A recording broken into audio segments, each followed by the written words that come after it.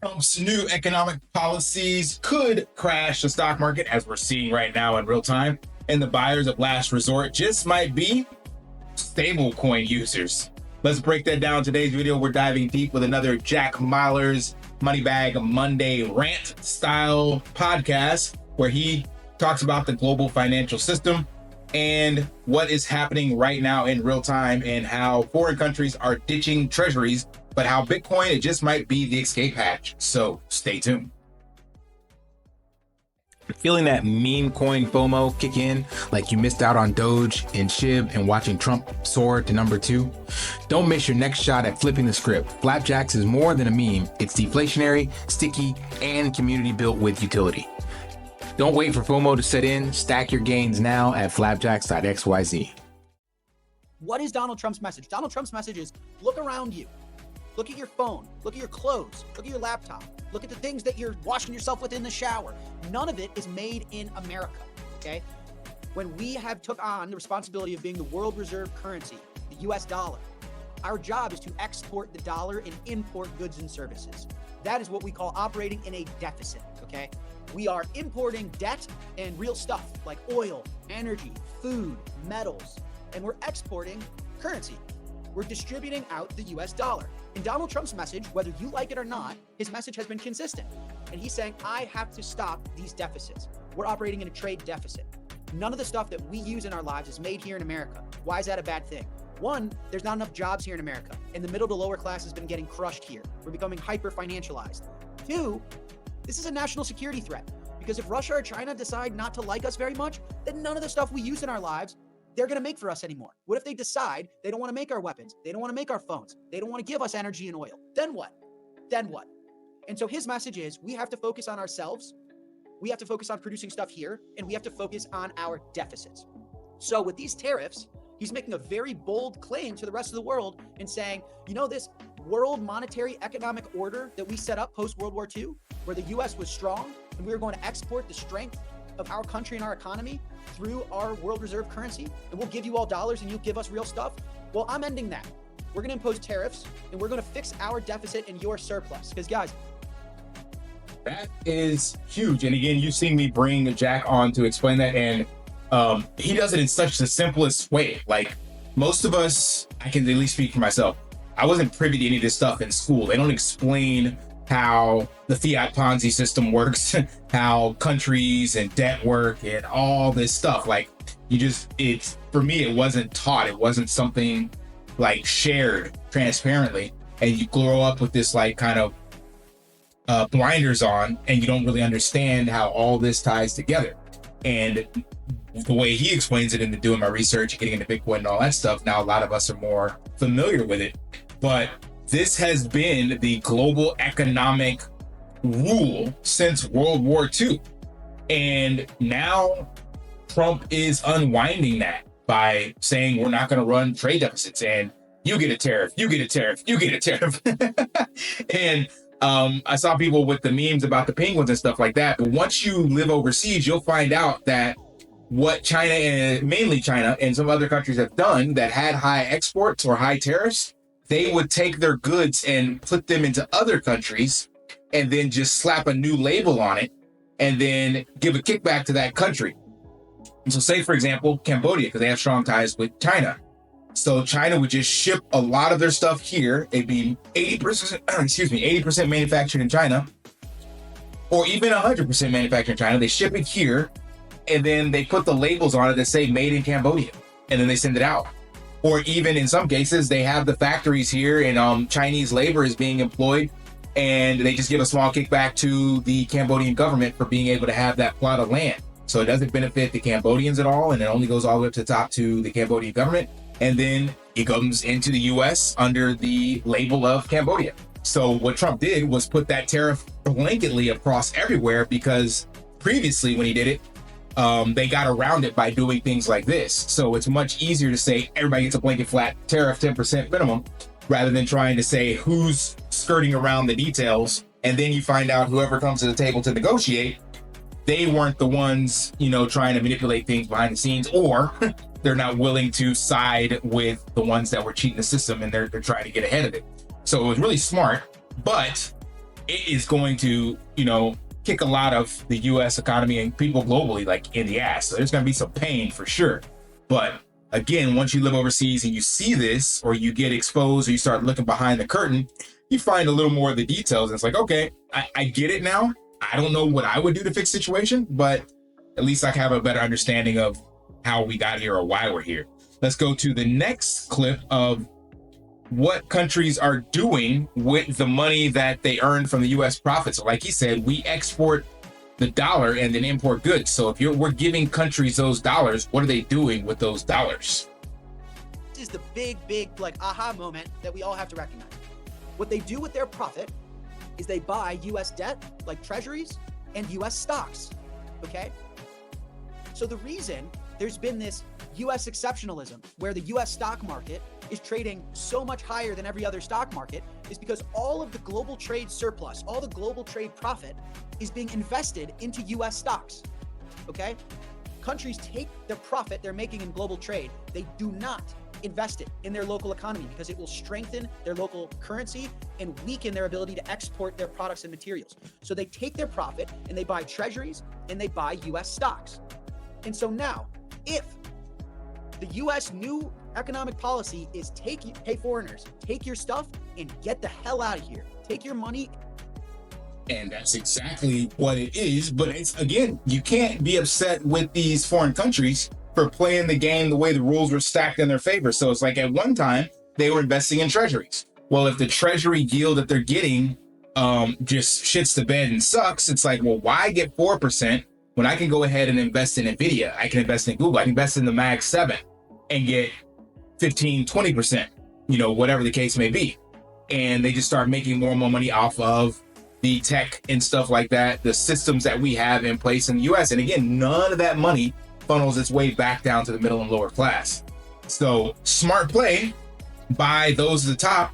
But once again, the bill just rolls downhill and the middle and lower class has to eat that. So again, like it or not, this step is, to me, in the right direction. Something I put in my Telegram, that this entire system has been built on a house of cards and was going to collapse. Like, it's going to collapse regardless. Every single fiat currency collapses to zero. Every single world currency on the average about 100 to 110 years goes to zero as well. So that's the nature of the game, because humans are running it and we're greedy and selfish, and all it takes is one person in there to be like, hey, let me see what I can do with this. So that's going to inevitably be the outcome no matter what. All this administration is trying to do is orchestrate the collapse and control it.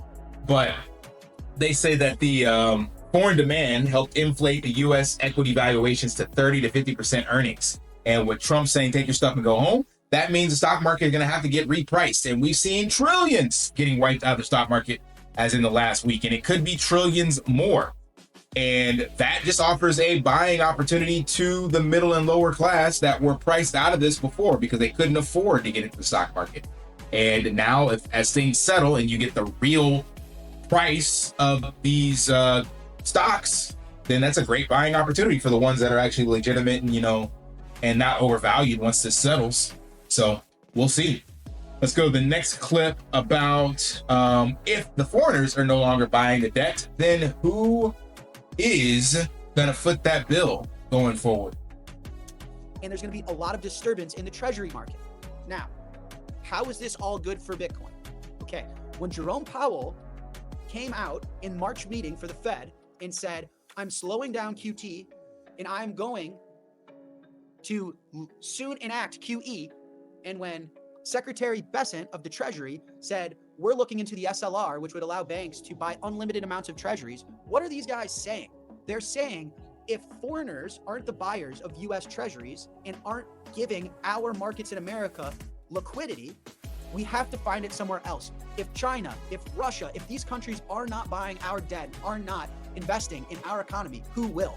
And when Trump is saying, Jerome Powell sucks, Jerome Powell sucks, Jerome Powell sucks, because Donald Trump needs Jerome Powell to enact quantitative easing to print money.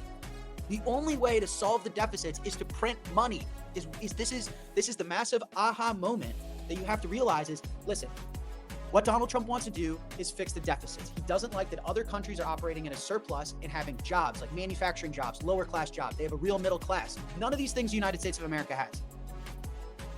So with that, the one clip I didn't have right before this is basically who's buying the debt. It's going to be the Federal Reserve and banks. So on the podcast I showed you guys before with Tucker Carlson, Scott Besson was talking about basically the regulations are too complex and too strenuous for banks to get into the securities market or to buy treasuries, things of that nature. So he wants to change the regulation, basically make it easier for banks to buy these treasuries. Well, with changing the regulation and enforcing or creating the stablecoin regulation bill that they're pushing around, that gives essentially kind of the middle to lower class economy the opportunity to foot the bill. And for the Argentinian cab driver or the tuk-tuk driver out here in Cambodia, being able to invest in the US dollar by buying Tether and getting 4% on that as a savings is a huge boon to them in their local economy. And that opportunity was never available before, and now it's available at scale, like for pennies on the dollar for each, person. And it is decentralized in a way, or at least fragmented, because you're talking, I think the average is about 40 million people per day that Tether and these other stable coins, just through crypto onboarding and exposure, are reaching. Like, it's like a social media blitz campaign that people are getting into the financial markets, if you will. Like never before would these people be even looking at these opportunities or have the ability to get into this. So there's a much bigger play going on. And like you said, for Bitcoin, Tether actually uses their profits to buy Bitcoin with it. So that can all roll back into Bitcoin. So this is huge in the long term, but it doesn't mean it's not going to be super painful in the short term, which is what we're experiencing right now. Secretary Bessent is getting out in the media and he's saying 90% of the stock market is owned by 10% of our population. We highly bias the upper class. You either own financial assets and you benefit from the currency debasement, or you don't and you get screwed. And Trump is saying my voting bloc, half my voting bloc has never owned a stock. They want manufacturing jobs. Half of them aren't college educated. Half this country doesn't go to university. And I need to reindustrialize this country. We have to produce stuff here. We have to defend against the fact that we're reliant on the outside world to actually live our lives. That's fine. All that's fine. If you want to do that, whatever. You can agree with it. You can disagree with it. That's not what this podcast is about. What this podcast is about is, okay, if you're going to tell other countries no more surplus, take your money and go home, their money is in NVIDIA. Their money is in our debt. They're going to dump treasuries. They're going to sell our stock market. Who's going to buy it? Who's going to replace the bidder that was China, that was the Middle East, that was Russia, that was Europe? Who's going to replace that? And if you listen, it's the Federal Reserve and it's the US banking system. The amount of money that they're...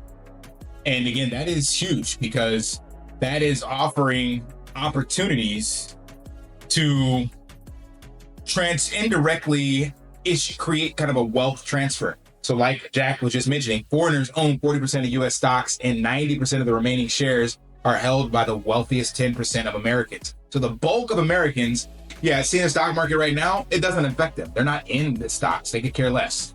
They looked at that as something as like, it's not for them. They are middle class, working class individuals. But the way that crypto onboarding works and what people are seeing the opportunities in crypto, it just automatically gets them into, once you open a Coinbase account to see that, I can get 4% on USDC. Like, that's already there. It's like, okay, well, I already understand a savings account. I don't have stocks, but I understand savings. And I understand that this USDC thing is the same as my dollar. Cool. I'm going to create a savings account on Coinbase. Well, now that average person is able to buy $10 in USDC and indirectly supporting and financing the US government treasuries, just like a Saudi oil money or China did before. And this is at scale. There are millions of Americans. And if you put them all with $10 a month in their savings account, going and just holding US stable coins, that is a huge market. Like, that's insane. Now, I'm not saying those are the best stable coins, as we all know about the regulation and proof reserve, all this other stuff. And nor am I saying that you should be trying to support U.S. Debt. But for the average middle class person and lower, and again, globally, the ones that are living in poverty, 60% of the world population is impoverished and makes less than $10 a day. This is a huge opportunity for them. So taking the political hat off and just looking at the financial opportunity that's available, it is a step in the right direction, I personally think. So I'm going to cap it there. There's some other great nuggets from Jack in general, but basically the TLDR is that the global financial system is realigning. Foreigners that are buying the US debt are leaving US assets, dumping US treasuries, and the Fed is stepping in, but a new buyer class is emerging, powered by stablecoins, crypto economy, and the TLDR is that Bitcoin will see a liquidity injection by the end of the year, I'm sure. I keep saying originally that my thesis is by the end of second quarter. I have no idea how long this trade war back and forth dick measuring contest will go. But the longer it goes on, the more pain, and think of it like a rubber band. The further out that rubber band gets stretched, until at some point it snaps back. So I don't know when that's going to be, but we do know. Let me pull up that debt refinance. I don't have the chart, but we'll rely on the Google AI overview. So we have 70% of that 9.2 trillion. I'm sorry. Yeah. Is due for refinancing between January and June. So we're coming up. That's why in the second quarter, we should have some information. And I believe there is an FOMC meeting in May and in June. So Trump has introduced max. No, I wouldn't say we're at max pain. We're like 90 to 95% max pain. And there may be a little bit more pain to go. But make no mistake, we will hear something by this turn. And it won't take much to see Bitcoin course correct. So I hope you guys are paying attention and stacking sats, at least nibbling at these levels. Not saying you go all in with the sledgehammer or anything like that, but if you're thinking it could go lower, it may not, it might, but you do not want to miss out, in my humble opinion. Like, this is a gift, being able to catch Bitcoin at about a 15% premium from last year's all-time highs, or last cycle's all-time high. That is crazy. And I had buy orders in at like 74 and I caught some of that. So there's nothing more that you need to do besides stack sats, touch grass, and not get shaken out.